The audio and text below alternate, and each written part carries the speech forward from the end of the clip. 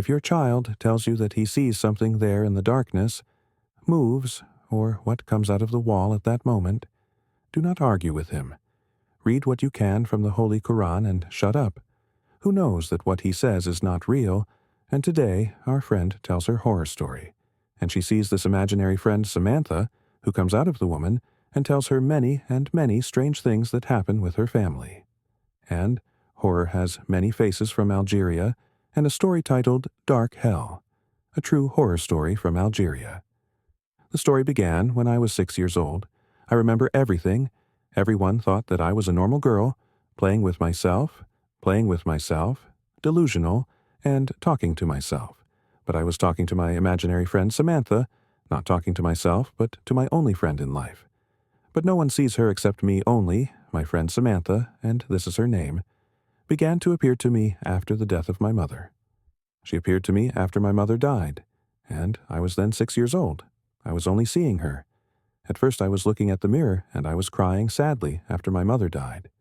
And here I found her looking at me from inside the mirror and came out to me from the mirror and told me that she lives in it. Samantha started talking to me a lot and told me not to be sad, and that she would be with me and would not leave me. My friend in the mirror was about my age, but her hair was long, and she used to tell me strange things that would happen long before they happened while laughing. So, before my father married his wife, Samantha told me about it, and told me that my stepmother was very evil, and she would not love me. And indeed, my stepmother was evil and never loved me, and I did not love her. She used to tell me that she could hurt her, and I used to enjoy it as a child because she was constantly hurting me and harassing me. And Samantha was harassing and hurting her.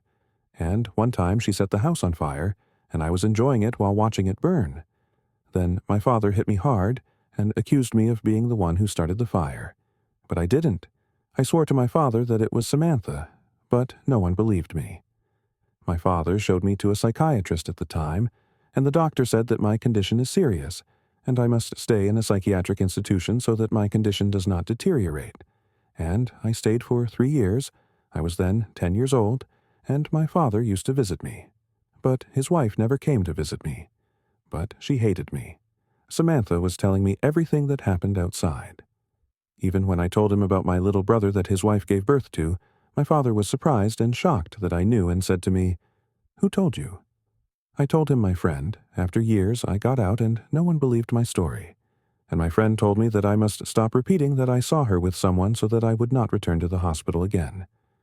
His wife was afraid of me, but I did not do anything to her, and I always avoided her.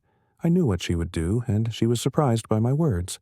So I told my father that I knew one of the elves, and he told me what would happen, and the future, and the unseen.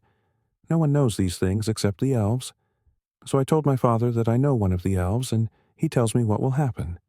The future and the unseen. No one knows these things except the elves, and my father brought the seer. But they are stupid. No one tells me anything except my friend Samantha, but she disappeared after the sheikh telegraphed me. I do not know whether Samantha was really from the elves or what she is, but I loved her, and I miss her very much. It is nice to know what will happen and scare people. If you have a horror story or a strange situation that happened to you, you can write us in the comments or send us a message with the name of your country to learn about what scares people in the Arab world and the rest of the world.